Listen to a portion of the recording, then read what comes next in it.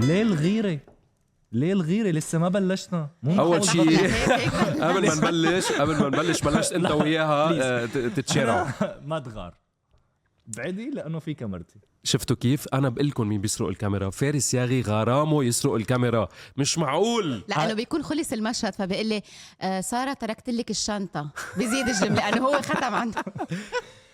جايز خليني اسرق منك هلا لكم ويلكم. خليني بس احكي لك شغله عن السرقه. روق مره كنت عم ببكي في مشهد لما بكون عم بتاثر فيه يوم ماما ما بتروح، فكان في بيبي صغير بتتذكر ما شو او ظافر كان بده بده يجي لقدامنا انت وظافر، فالكلوزي هون انا شو ماما كذا قام فلقيت غير ظافر فات على الكلوزي شو عمل ماما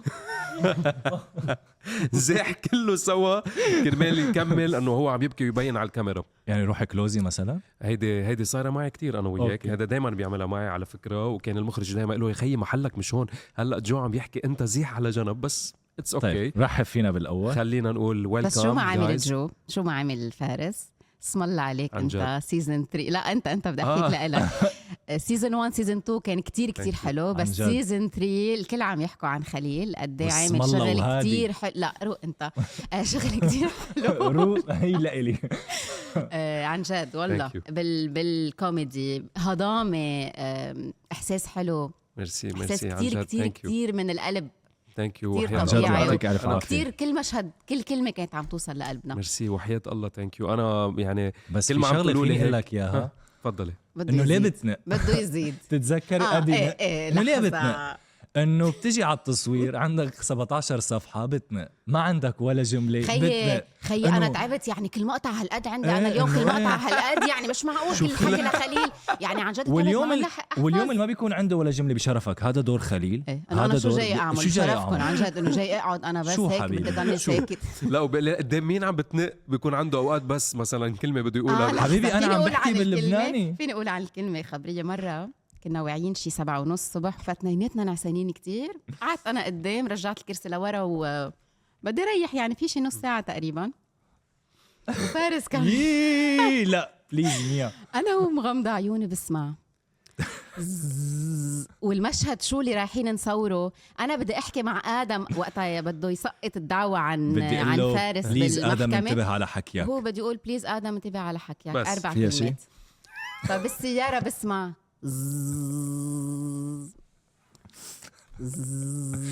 عم بعمل تمارين صوت. طلعت لحظه قلت له فارس قال لي سوري بدك تنامي؟ قلت له لا بس مغمضة عيوني. قال لي أنا كمان بدي غمض عيوني لأني مش نايم بدي ريح. قلت له أوكي. بعد شوي بسمع قلت له فارس شو بك؟ قال لي ما عم بفتح صوتي. قلت له شو بدك تفتح صوتك؟ 4 كلمات. اول شغله الطالب الاكاديمي بيعلموني بالمعهد الاكاديميه انه مخصص انه لازم الممثل يكون حاضر. صح. فانا مو لانه بدي احكي باللهجه ولازم اكون حاضر مشان ما يصير في اي شيء على صوتي مشان ضل بحافظ على الكواليتي على طول. يعني اهم شيء انه وكانت جمله كتير انا ما كنت عارف والله بوقتها كان في 3 مشاهد بس انا ما كنت عارف انه هن بدهم يحذفوا باقي المشاهد فطلع عندي بس جمله واحده. فجاه ميا كانت منزله السياره الكرسي لورا بالسياره ونايمه يعني هي راجعه لورا. فجأة بتقوم هيك فارس شو عم تعمل؟ لأنه خلص مش معقول يعني مش معقول. وهن كلهم على فكرة هن كلهم تمرينين هيك. هلا عمول شو الصوت اللي سمعته قبل ما يفوت تيري قاعد هون عم يتمرن عم يعمل ليك حبيبي أساسي. في دبان في برغش. لا أساسي إنه أنت تحضر حالك وتحضر صوتك يعني قبل أي شيء. طبعا واهلا وسهلا فيني. خلينا هلا رح ناخذها لوحده هيدي لانه ركبوها لانه ركبوها على المونتاج. اوكي ميا وفارس اهلا وسهلا فيكم بعروس بيروت بودكاست. انا كتير مبسوط انه انتم هون وبدي لكم شغله. انتم كتير بتلبقوا لبعض يعني بالحقيقه. انا دايما بطلع بلاقي انه ميا وفارس اوعى تحط ايدك تمد ايدك اوعى. لا لسه كتير بتلبقوا لانه ما صدق لما قلت ما صدق برم واخذ البوز. كتير بيجرب ما بخبرك بس انا ما لانه ما كنتوا بالمسلسل كابل بس انه كتير في عالم. في ناس قالوا لنا انه لازم هادي وساره يكونوا سوا من امه وامي. تخيل امي يعني اوقات بنكون عم نبعت فويسات لبعض او عم نحكي لبعض انه حرام ليه هادي وساره ما كملوا مع بعض. طب ليش؟ لانه في يعني ممثل قوي جنبه وعم يعني في علاقه قويه. ادم محمد كان ممثل تماماً. كتير قوي تمام. بتتذكروا اول مره تعرفنا على بعض؟ هاي ميا، كيفك جوتراد؟ هاي فارس ياغي. وهلا ايه ميو، هاي فروس، شو حبي كيفه؟ تمام. الا واجهتي الاعلاميه ميا اسم الله عن جد انه وين يعني لما نروح نعمل هيك شوبينج ونروح بتركيا، بقول عن جد هيك اسم الله كيف بتلبس وكيف بتحكي، وبقول خلص اذا بتوافق ترتبط فيني انا بطلب ايدك على الهواء. انا شو بدك اكثر من هيك؟ شو بدك اكثر من يعني هيك؟ وامك موافقه؟ وامك موافقه. طيب يا جماعه من عروس بيروت بودكاست نحن ميا سعيد هل تقبلين الزواج بي؟ ايوه. لك كيف احمرت واستحت؟ قولي انه الك تلتين الخاطر. يلا دغري بيقلب، بكون بدي اقبل بيقلب ما بعرف. تصطفي. لا بس عن جد بتلبقوا لبعض، وان شاء الله هيك يمكن يوما ما نشوفكم كابل بشي مسلسل. ايه بشي مسلسل، ليش لا؟ هلا نحن عن جد صرنا كتير عائله، يعني صرنا هالقد قراب من بعض. بس هيك رفقاتي او حتى المقربين لإلي بيقولوا لي كتير هادي حلو وهيك بيفهموا حل ايام. عن جد حلو انه انا بشوفه كتير عاد. لا عن جد كل شباب بيت الظاهر على كل حال، يعني اسم الله عليكم. اخذ مني كبير. شو اكتر شيء لما قريتي دورك اول ما بلشنا، شو اكتر شيء جذبك بسارة؟ هلا نحن بلشنا سيزن 1 كانت سارة كتير بتحب الحياة ومهضومة وبتمزح، وهي اللي جمعت بين فارس وسوريا. كتير حبيت هيدي الحياة والروح يلي عندها إياها سارة، وحسيتها كتير بتشبهني. لحد ما بلشت المعاناة وبلشنا بسيزن يعني 2. أول بارت كان كتير كتير كتير بيشبهني. تاني بارت اكتشفت إنه بيشبهني، لأنه أنا كنت فكر إنه في قطع بأشياء صعبة، في أشخاص يفوتوا ويظهروا على حياتي اتأثر لمرحلة، بس أرجع فضل كباية وأرجع كفي بدون ما أطلع لورا. وكنت أخسر كتير أشخاص من ورا هيدا الشغلة. مع سارة تعلمت إنه لا، يمكن بمطارح لازم أشتغل على العلاقة أكتر، لازم أحكي، لازم أعبر، لازم الشخص يلي معي تمارين الصبح لازم الشخص اللي معي يعرف انه يمكن انا انزعجت هون، يمكن انا ما كنت مرتاحه بهيدا الموقف، فغيرتني، عالجتني. ما بعرف، هلا انا كتير بسمع هول الكلمات بس عن جد عالجتني. تعرفي بسارة شو كتير مؤثر فيها هي وسوريا؟ طفولتهم الصعبة. صح. والحياة اللي قطعوا فيها هن وصغار. انت بالحياة الحقيقية كانت طفولتك حلوة؟ يعني انا كيف كان؟ ماني حاضر هيدا المشهد. شو كنت بتشتغلي؟ هو ما بيحضر الا مشاهده. ما بيحضر الا مشاهده. فارس شو كنتي بتشتغلي؟ طفولتي لا كانت كتير طبيعية، ما خصها يعني لا ما كتير تشبه علاقة سارة بأمها، لأنه هي يعني علاقتهم كانت شوي صعبة، وشفنا أنه من وراء، لأنه أمها كانت كتير تتعذب بالحياة، وكانت سارة شغلتها أنه هي تحضن أمها وتتفهمها وتوقف حدها. لهيك هي صارت تفتش على الأشخاص المريضين المعذبين بحياتهم يلي بدهم شخص يعالجهم. ويلي أكتريتنا نحن الصبايا عن جد نمرق بفترات بنفتش على الشخص المريض والتعبان، بنفكر إنه نحن بدنا نكون أمه، نحن بدنا نساعده، نحن بدنا نغير له حياته. ما عنا كتير مشاهد. لا ما عنا كتير مشاهد. الحمد لله. يا عيب الشوم عليك. تعال شوف شو عذبتني يا رجل. طب انت شو هلا اعترف مش انت انجذبت للدور لانه عندك كان سيزن؟ طبعا اكيد. عن جد شو جذبك بالدور؟ رائع. ليه اخذته للدور بالاول؟ اول ما قريت انه سارة وهادي ما فيني خبر دمعت. لك بتعرف شو ما زالك لا بس عن جد خليني اقول شغله بس للعالم، لانه الجمهور كله يعني في 3-4 أشخاص بالجمهور العربي كله عم بيسألني إذا أنت بالحقيقة فارس ياغي بيشبه هادي. أبداً. كيف ما بيشبه هادي؟ منك هادي. ليه الغيرة؟ منك ليه الغيرة؟ لا لحظة، عن جد منك أنت شخص تاخدي عويناتي رايق وتمثلي؟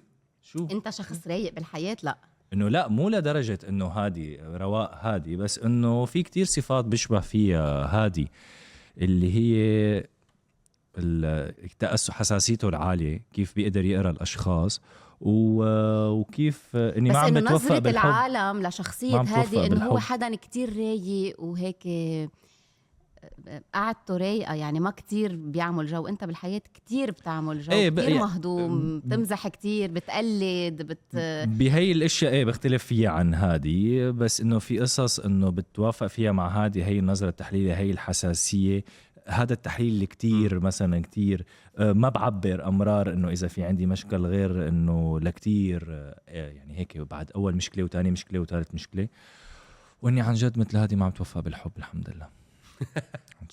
شفت قدامك رفضتني، ما امي وامها موافقين، انت وقالت لا.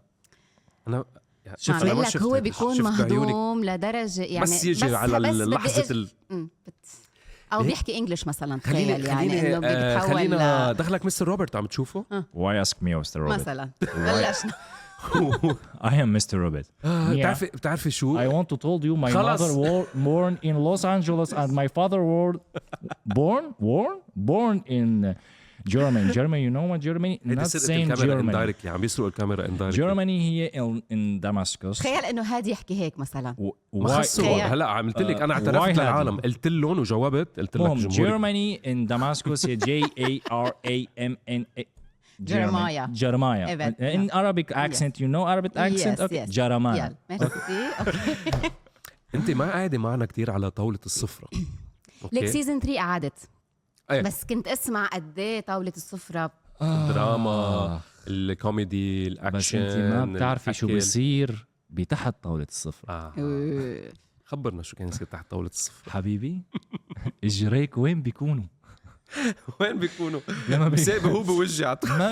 ما بيحلاله يحركشني او ينكزني او ما بعرف شو يدعس على اجري، ما بعرف يصير بيدور هيك، بلاقي انا في شيء هيك عم بيخبط، بقول انا بكون عندي شيء مونولوج او متاثر او عم بحكي انا وتقلة او انا وهادي والست ليلى وعم بحكي وماما وتعصيب، فجاه بسمع هيك تحت بوف بوف، بعرف انه جو عم بيدور، او فجاه بتحط لي شيء بصحني. شوفي ليه فجاه بنص المشاهد بده يطعميني حر. هادي ولو روق حبيبي، كول خي كول، فجأة بطلع وانا انه قال لي كول وانا شو بدي، ما في غير حر، فانا بضطر هيك. وبيعيش الدور على فكرة. يعني هون بدي اقول لهم النقل اللي بيعملها فارس بيعمل نقل كتير حلو، وهذا بيعني انه انت ممثل جيد. شكرا كتير. انا بعطيك شهادة بعتز فيها حبيبي. يعني انا اليوم صار فيني نام وانا مرتاح انه جو تراد واخيرا اعترف بادائي التمثيلي، بس ما بتحط لي حر ولا. وانا بكون انت بتعرفي انه انا بكون عم درب على الاكسنت، فانه واللهجه السوريه واللهجه اللبنانيه كتير قراب من بعض. يعني مثلا في فرق كتير بسيط انه بين بدي بالسوري او بدي باللبناني، فانا بكون وعندي مونولوج وبدي ابكي ففي هيك بدي افصل، وفجاه بتلاقي او بيفتل جو بيعمل لك هيك. ليه بتتحول بالمشاهد حبيبي؟ لانه بزهق. ليه بتضحكني؟ يعني عم تعمل انت لأنه عن جد ساعات على طاولة السفرة. نقعد كتير على طاولة السفرة، وانا ما في صراحة ضلني قاعد دراما 5 ساعات، فلازم نعمل اكشن. مزبوط ولا في مشهد بس خليني اخبر، ما بعرف كيف شلحها لمرام الحلق تبعها والمشهد، فمرام بترجع منا من تبع، يعني عطته شلحتهم مرام سوري، حطتهم على الطاولة، فجأة جو بتلاقيه حاطهم وعم يسلمني الحوار، وفجأة هيك عم مثل التريات. ليه يا رجل؟ ليه عن جد؟ مشهد كتير درامي، فهو عم يطلع فيه وانا عم ببكي وعم طلع او بيخبطني. ليك بخبطك؟ ايه باجري من تحت. بتعرفي انه لما يكون اوقات في مشهد طويل لإلي، وكنت اعمل مشاكل بالجزء الثاني والجزء الاول كتير بالبيت، وانا عم بحكي ومنفعل كخليل وعم يطلع وينزل الدنيا وكلها، وبيجي هيك هادي بنص المشهد بكون انا عم صلي ما حدا يوقفني، عم صلي انا ما اغلط، لانه ماشي بالمشهد ما بدي وقفه بدك ترجع تعيد من الاول. لانه بدك تعيد من الاول للناس تعرف، لانه اذا بنغلط بدنا نعيد من الاول. صحيح. بيجيكي هون بتحمس قبل ما المخرج يقول له فوت، وقبل ما يبلش احساسه لازم يعمله، بفوت بنص الهدى بقول لي روق يا خليل. مو هيك اول ببرم مره ما قدرت، برمت قلت له فارس شفتني بنص المشهد خيي، انا عم بعطل نازل الدمعه بدها تنزل دمعه، جيت قلت لي روق تقبرم اطلع فيك، تيك ات ايزي يا خيي. فصار من بعدين كل ما هيدا يشوفه مقرب يسترجي يقرب، اطلع فيه عن بعيد اعمل له هيك بعيوني، اقلب نمر يعني يصير هو شو يسترجي لا قبل وصلنا يقول له روح. لمرحلة بس يكون عم بيحكي جو ما بطلت له روح ان شاء الله عمره بيضربوا ظافر بتضربوا تقلا بضربوا انا ما خلص كمل حوارك للاخر ما عاد تفوت. ميا انت مشاهدك انت والبنات كتار وحلوين، في دراما في كوميدي في اشياء، كنتوا كليك كتير مهضومه يعني ما في ما احكي عن هيدي الصحبه الكتير حلوه. نحن كنا الاخوه، انتوا كنتوا الفريندشيب اللي بس كتير كنا كأنه إخوة يعني سارة بس وسوريا وداليا. داليا أنا بعيط لخالته، هي خالتها لسوريا بس أنا 100%. بعيط لخالته. بس كان عندك مشاهد حسها حقيقيه لدرجه لما تتخانق انت وياها بقلب السات او بقلب قصدي الكاميرا، عم تتفرجوا عم نتفرج عليهم بالكاميرا، حسكن انه بتعرف انه هدول اصعب مشاهد عندي لما اتخانق مع سوريا وداليا.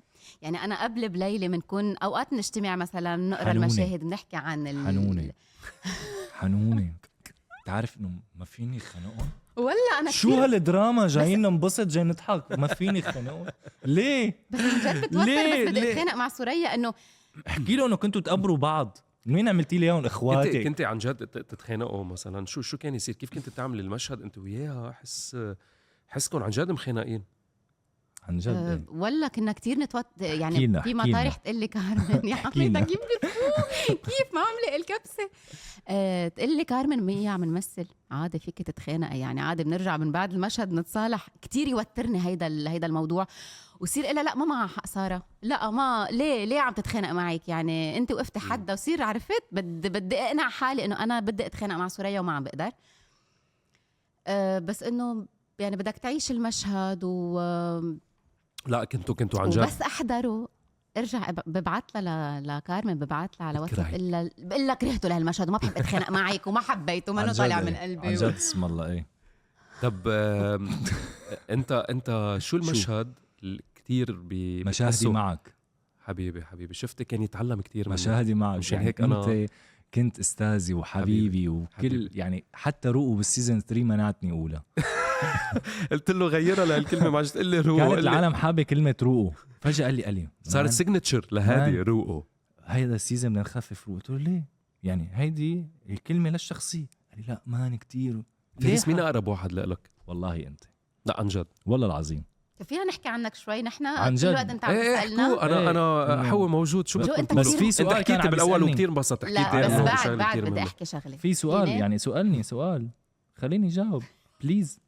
ما عم بحكي بالحلقه. مو معقول غيره. ايه اسالها خلص حرام. خلص فينا اوكي انت شوي فرجت جانب كوميدي بعروس بيروت شوي صغيره بس انت عندك كتير يعني جو في خبر خبريه 1000 مره وكل مرة تطلع بطريقة كل مرة انت سمعتيوش 10 مرات كل خبرية وبرجع بتضحك من الأول. بس أنا خبرتها ما أبدا ما بتضحك بس أنت مهضوم بشكل. كلنا شي خبرية من الخبرية يعني في بهارات في قصص أنت بتحطها على كل خبرية بولش بننظفها وبنظبطها لأنه حسب الجو حسب بتحب تلعب كوميدي بيور كوميدي يعني يا ريت ولا مرة لعبت كوميدي. لعبت بخليل بالجزء الثالث كتير كوميدي لأنه كان بيلبقله بس هو بعده منه حدا كوميديان يعني فيك تقولي انه في دراما بس كان في انا وطلال نقدر في مجال نقدر نلعب فاستفدت. مشاهد الحمام قد ايه مهضومه. عم بقول لك انا كنت كتير مبسوط وهلا عن جد بتمنى انه يجيني شيء هيك كوميدي لانه حسيت كتير مرتاح فيه يعني. الدراما يعني الدراما حلوه بس بتتعبني. الكوميدي لا بعملها انا ومبسوط يعني أوكي. بشتغل على الكوميدي انا ومبسوط. الدراما بتتعبني لانه كتير احاسيس كتير فيها بكي كتير فيها زعل كتير في من جوا. الكوميدي ما بدها بحس افرت ابدا ما بدي شيء تعب على ناس وناس. انت لانه شاطر بهيدا الموضوع بالحياه لانك هيك فبتحسها كتير هينه. العالم قالوا لك انك كتير مهضوم واكتشفناك انك بالثالث هلا بالثالث فهلا حمسوني. انا كنت خايف انه مثلا يمكن يقولوا لا ما بيلبق له لانه خليل فجاه 200 حلقه بالاول وفجاه فات عم بيضحك العالم بس لانه اخذته على محل انه هو هلا مرتاح. خليني ارجع للسبل. لما تقولي له جو بتتذكري انه جو خبرنا خبرية مثلا الشنطة. لا هلا مالي خلق ايه بس انه بعد شوي بقول لك لا خلص ما بدي اخبرها. حكينا لا. بشرفك. 3 Please ثواني joke. بيكون 3 ثواني بيكون مخبرة وثلاث مرات مخبرة يمكن. وممثلة لا بس وعيشة. تعرفوا ليه برجع بقولها؟ أنا كتير كنت ارتاح مع جونا تقدر أقولهم، لأنه كنت حس أنه عم بحكي مع أختي مع خيي مع عائلتي، فكتير كنت ارتاح وكنت أقولهم بطريقة عن جد ما كان في استحى. يعني شو ما نقول كلمات نقولهم وكيف ما أنا حسها بقولها، ما بقعد أفكر بالكلمة. فهيدا الشيء اللي حرام فارس بده شوية شغل عليها، هو أنه نكون على طبيعته. قاعد ساكت ما حكيت ما حكيت. تعرفي هو بشو شاطر؟ أشطر شيء بالتقليد. أنا يلا أبدا. هات تنشوف مين. ما تعال حدا رح نبلش. يقطشك. ايه شوف تعال نبلش بكبيرة البيت، ست الكل، ست ليلى. بدك تقلد الشخصية ولا بدك تقلدها إله؟ هلا انت وين بتفضل ملعبك؟ حرجتوني حس حالي متلبك. في شغله هلا خلينا نقول حسب الموقف اللي بدي اقلد فيه. بس مره كان في عندي مشهد صعب عن جد، وكان بده شفت تعديل من يعني تظبيط باللهجه اللبنانيه، فقلت عم بيظبط اللهجه اللبنانيه. ايه فانه دقيت قلت لها تقلا بليز بدي تظبطي لي الجمل والحوار وهيك. قالت لي اوكي حبيبي يلا اجيتنا عندك او كذا وهيك، اتفقنا. رحت لعندها زبطت أولى كيف فجأة بتتحول لناظرة هيك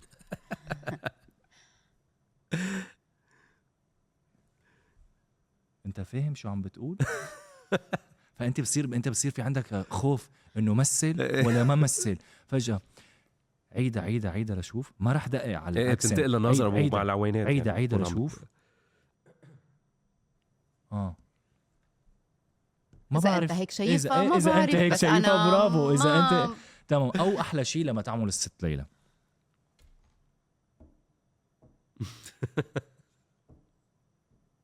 اجت سوريا فارس وين؟ او لما احلى شغله هي تنسى الحوار. يا ماما ما تعمل ما تقبل. شوف في عم بتهزي. انا بكون عارفه يا رب تتذكر يا رب تتذكر اسمي. ينسى الحوار لانه انا يا ماما. ليش تنسى الحوار اوقات؟ لانه بيكون عن جد عندها 14 صفحه بدها تحكيهم. بس في شغله انا كتير بضحك، بقول انه يا رب تجي الجمله، يا رب يكون في عندها مونولوج لانه ما بدنا نعيد من الاول. ماما يا هادي انت تعرف شو عامله ما هيك. انا ما بسمح، بس شوف عيد وبلشت تطلع، عارف انه هون بلشت تقلق انه تنسى وهيك. فقول يا رب قلد لي ظافر. جو حبيبي جو بحط ايديه بكمامه هيك. يزي جو يزي حبيبي. نقص من الحس. واجب. في فجأة بيعد هون في عضلات غريبة بتطلع من كل اسم الله. هي يعني عضلات وكله عضل. او فجأة لما قلك يزي عشنوه تعمل ها ايه فجأة بتخافي بتحسيه هاجم سوبرمان هاجم عليكي. هو اسم الله انا لاني كتير نحيف وهو هيك. هذا مشهد هذا بيخدنا على مشهد كتير حلو. ايه بتتذكر مرة في مشهد كنا نحن الاخوة انا وجاد وجو وظافر، فانا كتير نحيف وجو اسم الله وظافر، فاثنيناتهم خليل ليش هيك عم تعمل؟ انا يا خيي انت بتغار مني انت كذا. وبده بيجي بفوت جاد بنون طق بيضربه. وظافر لما بده يضرب حابب يصيبه، يعني اذا ضربني بده يصيبني. فانا شو قلت بدي فوت وبدي اقول لهم شو روق. الكلمة الشهيرة بقلب المشكل بده يقولها بين اثنين وحوش هجمين على بعض. فجأة طلعت هيك قلت له خليل، اجت هيك وفارس وروقوا. بعدين انا صار عندي مشكله هيك انه ما بعرف اذا سحبت ايدي بدهم يهجموا على بعض، واذا خليت ايدي ما بعرف شو ممكن يصير. قمت انا قلت يا ولد خلص روح. قام قال لي بعد انت خيي هيدي ايدي راحت هيك. صار معي خلع كتف لليوم. اسبوع من ورا ظافر مخلوع كتفي. بس انا بدي اقول لك شغله مية عن جد. الواحد لما بده يعمل ميك اب، انتوا البنات يعني لما بدك تعملي ميك اب الله يجرسك قد ايه بتاخدي وقت؟ 10 دقائق ربع ساعة ماكسيموم. مو هدول تحت العيون بس بتحطي ما بعرف شو تحت العيون انتسان. قد ايه بتاخد وقت؟ كتير سريعة يعني. ما إذا أنا كنت عارف إنه أنت رح تحكي على فكرة هلا بس خلصنا ميك اب قال لي أنا طلعت أحلى منك حبيبتي. ليه تأخرنا؟ في خبري ليه تأخرنا هلا تنبلش نحن نص ساعة؟ اول شغله هي الاشاعات اللي بتركبوها علي انت وياها انه انا بطول بالميك اب والشعر. اول شغله انا لا بطول لا بالميك اب ولا بالشعر، بس انه بهتم بكل التفاصيل بشكل دقيق. 4 ميك اب ارتست يشتغلوا كل عين وشعراته في شي 3 بيكونوا عم يعملوا له سيشوار، يعني مشغل الدنيا كلها وعروس بيروت اللي هي سوريا بتبقى ناطرته لهادي تيكون مخلص شخصية هادي وفايت على شخصية هادي. على فكرة ابدا. طب كارمن بتعرف تقلدها؟ رح تقلد كارمن ولا سوريا؟ الاثنين. شو ليه بياخد وقت انه كارمن ولا الاثنين من الاول والاثنين يعني عادي انه ما سرقه بارت من سرقه الكاميرا يعني نايس واي. هو عم ياخد وقته انه نايس واي انه هو عم يفكر، هو مش حافظهم، هو عم يفكر فيهم. اذا بالمونتاج مشان يطولوا علي بلاقوا اس يوت شو هيدا تطويلة الكاميرا عليك. تركني كان مشهد، خليني بس هذا لازم اقوله. مشهد عن جد هلا العالم اذا عم تحضرني لا مشهد اللي تقلى بتقولنا انه مع الزهايمر. اوكي البكوي شو بدها تكون بكوي انه نحن اولاد عرفنا ماكسيموم نعمل هيك ماكسيموم او شوي. بسمع انا عم طلع بتقلى هي وعم تحكي بسمع هيك ما عرفت، والكاميرا علي وعليه وعلى ظافر، بس قلت انا اكيد ما حدا منا عملها. فانا بعيوني صرت اسرع على الارض، قلت قاطع شيء تحتنا في شيء، بعد حدا بيعمل هيك ببرم بلاقيه لفارس عامل هيك عم يبكي وعم يطلع منه اصوات. قلت له خلصت، قلت له ليه هيك؟ قال لي لانه انتوا 2 صامتين فكان بده سبيشال ايفكت لهذه يبين. قلت له هلا اذا واحد عم يبكي لازم تطلع انت الصوت. مو ذكرتني بشغله لسه بعد اعلى. جيت لعند ظافر مره ما فيني يا الله دقيقه بس ان شاء الله تكون مهم. في يوم كنا كمان في عنا تعازي، فما بعرف شو عم بقول له لظافر، عم بقول له بلا ما انه رحنا ال4 اخوات خلص نقعد هيك كذا، خليني انا اعمل شيء انه كتير تاثرت معك انه انا ما عاد فيني لازم انا انه كتير تاثرت وبكيت، قمت حطيت راسي فارس طلع قال له فارس شو تحط يزي انتقل على التونسي. قال له شبيك عشنو تحط راسك على عشنو؟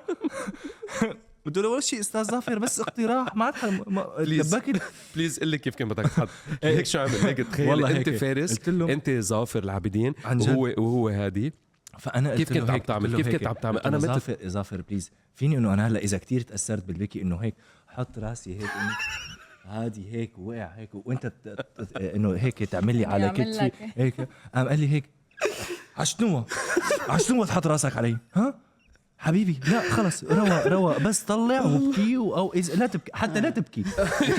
قلت له فيني اقول رو انه هيك او قال لي شيء، قال لي لا دايما عنده ظافر ما بحب الاوفر يعني وعنده اقتراحات بمطارح يمكن ما هيدا بس هلا اللي عم بيحضر المقابله اكيد ما رح يجيني شغل من بعدكم. انا اذا قعدت بالبيت الله لا يوفقكم انتوا التنتين. اوكي الله لا يوفقكم الهي وربي. طب قلدني بدك هلا شغلي اهم، بدي ايدي عليكم. مهم بدي راضيه يعني عرفت شو بدك انه قولوا انه يعطيك الف عافيه كنت ما عم بيقول عنك انك انت شاطر وممثل طب خليني اقلد لكم كارمن تكون عم بتمثل شيء فجأة عندها شيء مع شعراتها، فجأة بتقول انه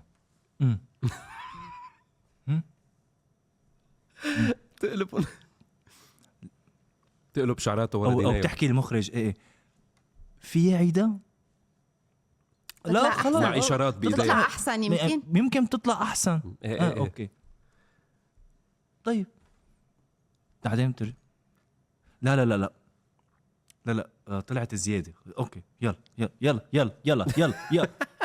بحس حالي عم نعمل سباق عشو يلا اوكي يلا. بعدين فجأة ذكرتوني شغلة عن كارمن. هذا اليوم هو يوم الأوفر العالمي سميناه أوفر العالمي.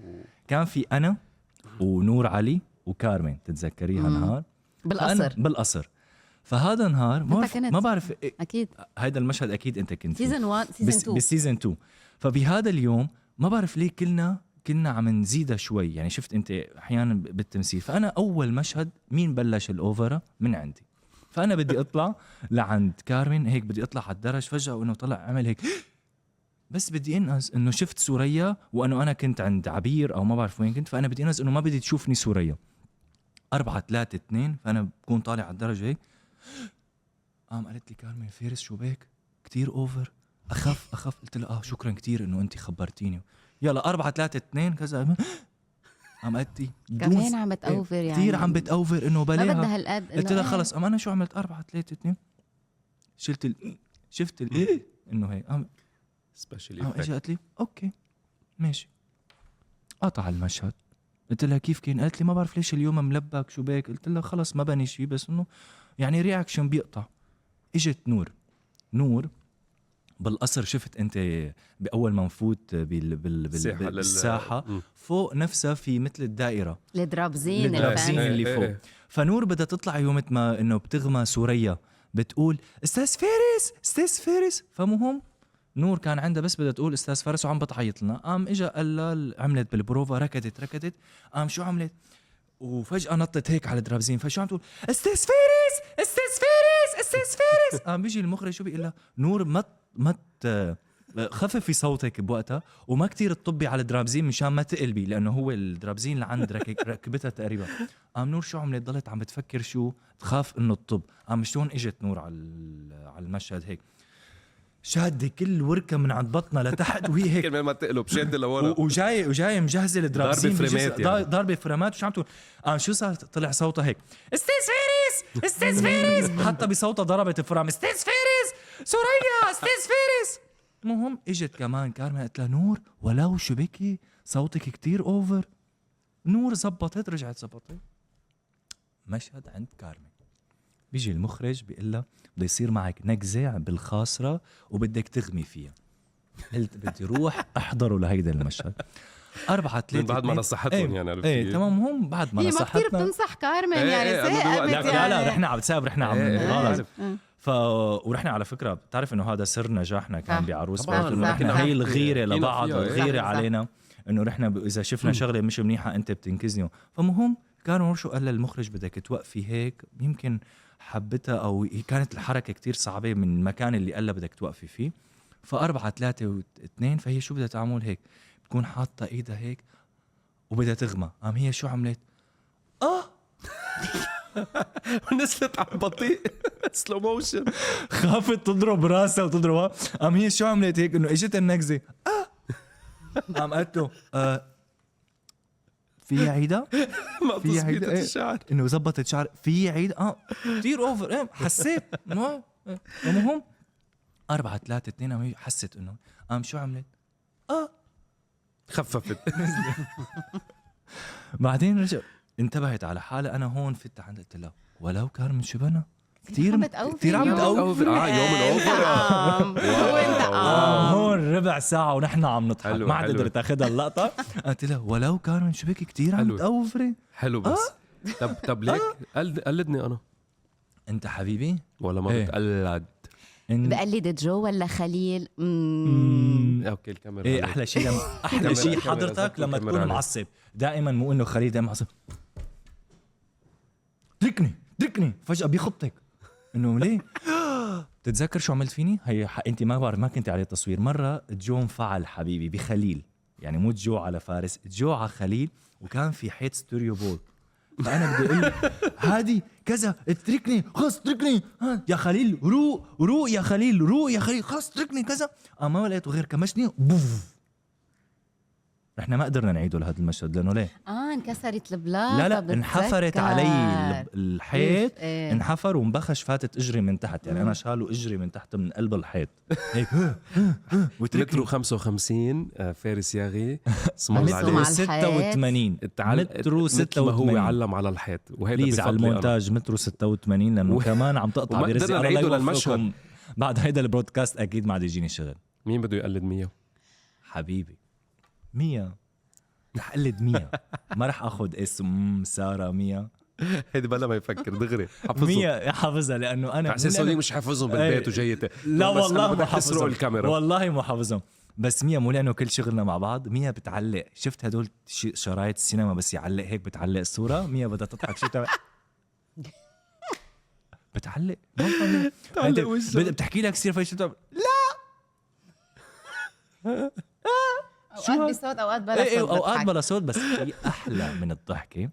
مية بتقلي عن جد فارس تتذكر كيف انت. فانا في بكون خبر وقت هيك بقول لك رح فينا ايه تعال مثل لك اياها شو بتعمل. أوكي. شوف ايه مية شوف ما ما رح مسألة لانه خليها هي تمثلها شو بتعمل. شوف تقهرك يا رجل. فبتكون عم حدثني عن اي شيء. ايه كيفك اليوم شو كيفية عملت؟ الزراعة. نعم. نعم خبره وقت يوم الصبح وقت صارت هيدا اي فانت بتكون عم تسالني انه شو الخبري. ايه خبري كذا وانا بقول لك لا الله ما يجرسك. فيها لا شيء بس انه عادي قدام العالم تعملها ايه يعني قدام العالم. ايه بس وشغل- لا وبتكمل انه ما فيها شيء. خبرية نص الحصان. الخبرية نص الخبرية خبرية عادي انه شو صار وإذا الحصان ايه خبرية نقول له. الحصان. ايه كيف هيك فينا نقول له لا تجو. ايه بتكمل له انه بلا لا بتكون اوكي ما بدك خبر ما بخبر. خلص ما بس فيني انا ما أخبر. في ما قلت ضحكتها لمية. لحظة لكم كيف ايه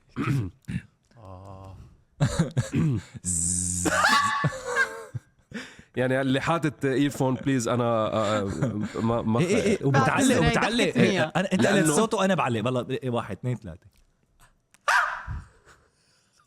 شو بيصير لك دخلك. يلا ايه عن جد بس لا مهضومة. ليه حطيت ايدك. مهضومة ضحكتها. انا ضحكتها بحسها سبيشل يعني. ما يعني انت كيف تضحك على فكرة؟ انت عندك ضحكة اصلا اف شو بوز. ثقيلة عنده ضحكته.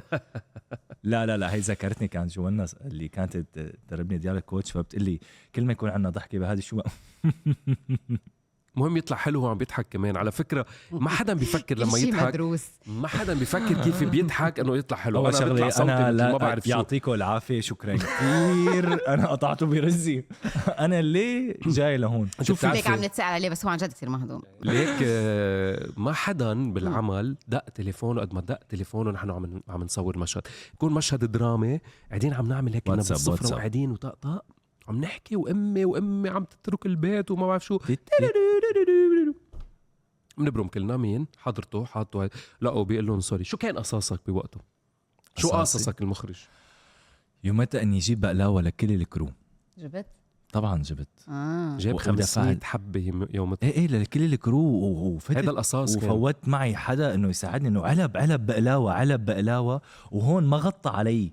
انه ما قال انه مو مني وانا عم اقول له لا. وهو شو يقول لي فارس عم يرن تليفونك عم يرن انه اذا المخرج ما حس.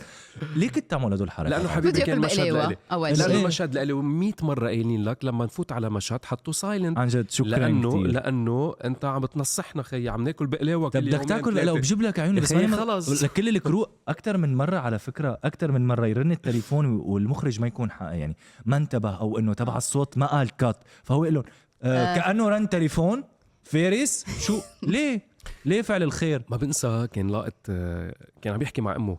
حاطط سبيكر منه منتبه وحاطط سبيكر وعم يحكي مع امه. كنا بالبريك بالمطبخ فوق. فهو مفكر هو قاعد لوحده فارس.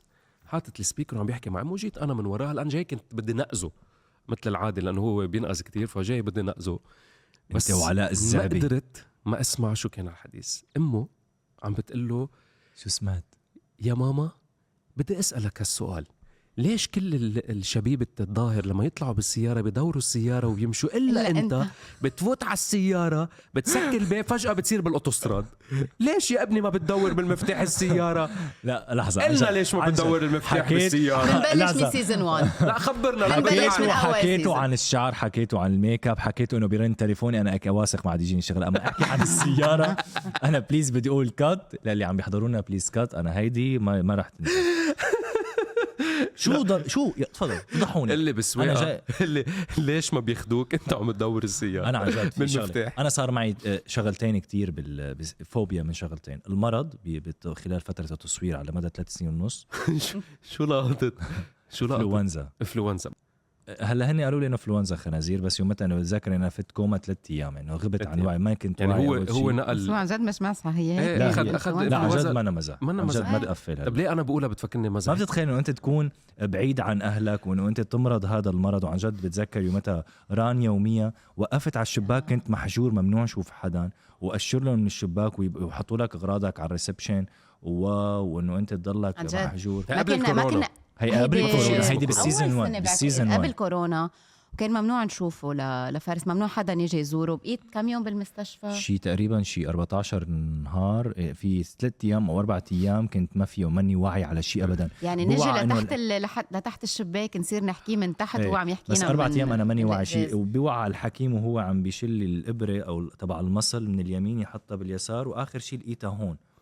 فهذا كان شيء كتير خلاني انه عن جد خاف. وحادث السياره، حادث ايه يعني مو حادث انا اللي سويته، حادث انا بالمشهد خلينا نحكي ما بعرف يومتها شو صار. انا كنت سوق، وانت كنت تعرف كنت سوق بعروس بيروت على بلاطك يعني سوق. كمل لحظه قبل ما يجيبوا لي البلاطه أي مشهد سقط انا أي بالسيزون 1 صف السياره لا من هون بالسيزون 1 بالسيزون 1 زاحه متر اللي كان في عندي مشاهد انا ايه لا انا قبل ما يصير معي الحادث فكنت عم ما بعرف شو عم فكر، والمشهد بيني وبين كارمين، فعم برجع ماني شايف. سيارة كانت قديمة إذا بتتذكر. لا السيارة الجديدة، سيارة جديدة عملها قديمة حبيبتي.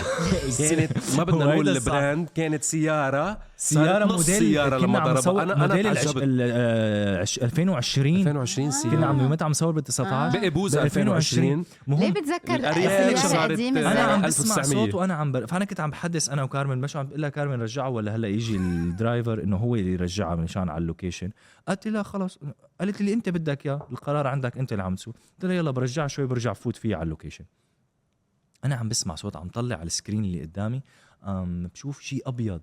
أنا راح عن بالي إنه هيدي السيارة تبع المعدات، ما هي بتشوفيها عالية كتير عالية وبيضة. أنا ما سمعت غير عم يزمر، ما في شيء. طلعت هيك إنه قلت معقول شيء جاي على السنسة، شيء شجرة أو هيك شيء ورقة، شيء ما بيأثر إنه هيك شيء. وعم يسمع ما لقيت بوف. فجأة المساحة تبع السيارة، هي السيارة رانج عالية من فوق، فهدت المساحة هيك قطعت من بيني وبين كارمن. ومن خوفي انا شيء، ما هو انت لازم تضربي فرام، فانا ومن خوفي تضرب هيك والسياره تقرب لقدام وارجع كبس لها بنزين. طب بوف صار تبع مرات يضرب لورا. من ورا السياره ما عاد بينت. انا ومن يومتها حرمت. قالوا لي انه خلص انت حرمت الانتاج دفعوا يسلموا، صاروا خايفين على حالهم، خايفين على البادجت، خايفين على السياره. قلت لهم كارمن صار لها شيء، كارمن صار لها شيء. يعني عن جد العالم بتشوفنا انه مبسوطين او بتشوفنا هيك بالايفنتس وبتشوفنا بالتصوير او من الستوري بس عن جد رحنا انا على كفارس عشت شيء بالحادث، عشنا لحظات صعبه. والناس بيشوفوا نص دقيقه مشهد بيكون اخذ معنا 4-5 ساعات وتحضير قبل وبعد، يعني مشاهد انت المستشفى ومشاهد البكي ومشاهد الدراما. مشاهد المستشفى اسم الله كيف طالعين انت مشاهد المستشفى، مع انه ما كنت معه وطالعين حلوين لانه ما كان معي طالعين حلوين. بس وفي شغله انه يعني خليني ارجع كمل فكرتي انه العالم لما بتشوفنا انه المشاهد بالمستشفى لما انحجرت لوحدي وانه انت ما تقدر وبعيدة عن اهلك وبتحس حالة فجأة، وانه العالم تصير تأشر لك من تحت وتقول كتير هذا ترك اثر. انا لليوم انه هيك بقول انه الحمد لله على العافية. كتير بتأثر، لا تمسخر. إذا قراب من بعض وأنا بحبك كتير على فكرة، أكتر حدا بيشتغلوا بكل عروس بيروت هو وأنا كمان. أنا فارس كتير بحبك جايز. وصلنا عن جد يعني للأسف رح نخلص. بدي منكم أول شيء أنتم بتعرفوا دايما عم بقولها أنه نحن جمهور عروس بيروت والفانز والدعمونا كتير، هن وقفوا حدنا كل السيزونز، بس بتاني سيزون سبيشلي شدوا كتير لنعمل سيزون 3. صح. لو ما يمكن منهم هن من وراهم. صح. والبودكاست اللي عم نعمله هلا عروس بيروت بودكاست، هذا اول مره بينعمل لشي مسلسل عربي ويمكن عالمي. هيدي اول مره بتنعمل كفكره. هي لهم كمان، هي تقديمه منا لهم لانه هن دعمونا، فهذا الكادو لهم. شو حابين تقولوا لهم؟ لا ladies first. مسؤولية كتير كبيرة عن جد، إنه هالقد حبونا وهالقد بحسسونا كأنه عن جد صرنا من عائلتهم. نحنا أصعب شيء كان علينا كل سنة نودع آخر مشهد بعروس بيروت. يعني نحن لما كنا تقريبا بتسائب عم نودع القصر على طول، مشاهدنا بتكون بالقصر، فبتكون حتى هلا سيزن 3 لما رح يحضروا العالم رح يشوفوا المشهد يلي كلنا بكينا فيه، بكينا زيادة لأنه كان آخر مشهد. انتوا بتزعلوا، نحن كتير عم نزعل. المسلسل هالقد هيك كان قريب لقلبنا، القصة، الشخصيات، الأحداث يلي صارت حبتكم كتير مهمة بالنسبة لنا وكتير حلوة، ونشكركم عليها عن جد. كتير مؤثر. أنا بتأثر بس حدا كمان يعني, أنا كمان. يعني أوقات في أشخاص ما بيفهموا علينا عن جد، عم بحكي يعني بلا ما يفهموا شو عم نقول عم بيتابعوا وعم بيحبوا. فعن جد أنا والله العظيم عن جد بكيت لما قلتي منودع القصر. هذا المكان عشنا فيه 3 سنين و3 شهور يعني. خلاص رح تشوفني خيي، رح تشوفني ما تبكي. لا عن جد في كثير ولا العالم كتير والله صعب. العظيم انت عم تضحك بس هو القصر له رهبته. أنا عن جد نحن كل سنة بنرجع بنفوت أول مشهد على القصر بنتأثر، آخر مشهد بنتأثر. يعني بتعرفي إنه 3 سنين من حياتك بهذا المكان، 3 سنين رحنا عم نمزح ونضحك ونمرض ونعصب. بدي أقول لهم عن جد، بدي أقول شكرا يعني عن جد وعن جد شكرا لكل حدا إنه وصلت. أنا شكرا لكل جمهور عروس بيروت، شكرا لهي المحبة اللي خلتنا نساوي موسم ثالث من عروس بيروت، ولأول مرة كمان إنه نعمل شيء اسمه برودكاست بالعالم العربي. فهي محبة كتير كبيرة، مسؤولية. هذا الشيء ممكن يخليك بيترك بقلبك شغلة إنه يا ريت تنعاد. عمر اللي عملناه عمر يعني 3 سنين كلنا تركنا أهلنا أولادنا عيالنا ورحنا عطيناكم هذا الكادو. أنا ما عاد ولا مرة يمكن حكيت أنا شو رأيي بالجمهور. أنا بعتبرهم عائلتي، أنتوا عائلتي وهن عائلتي، لأنه بدعمونا مش فيزيكلي، بدعمونا معنويا كتير. هذا الدعم اليوم بالحياة له تأثير كتير كبير. السوشيال ميديا تأثيره كتير كبير علينا كلنا، بأعمالنا، بأسامينا، باسمنا، بتوافق إنه كلنا رح أحكي عنا كلنا قبل عروس بيروت كنا شي، بعد عروس بيروت صرنا شي تاني. ساعدوا سمعتنا صارت بغير محل. كلنا عم نحكي بليفل الشغل وبحبكم كتير، وقد ما فينا نحن عم نقدر نتواصل معكم، عم نجرب. ما تفكروا للحظة أنه نحن عم نتكبر، نحن دايما بنجرب نتواصل معكم. أنتوا اسم الله عليكم كتار، فقد ما فينا عم نجرب نرد عليكم. واليوم عملنا عن جد هيدا الشيء كرمالكم من كل قلبي. بنحبكم وثانك يو سو ماتش، وبحبكم إلكم وثانك يو سو ماتش. مبروك، شكرا، مبروك لنا. لا أعمال جديدة كلها عن جد هيك نجاح إن شاء الله يا رب.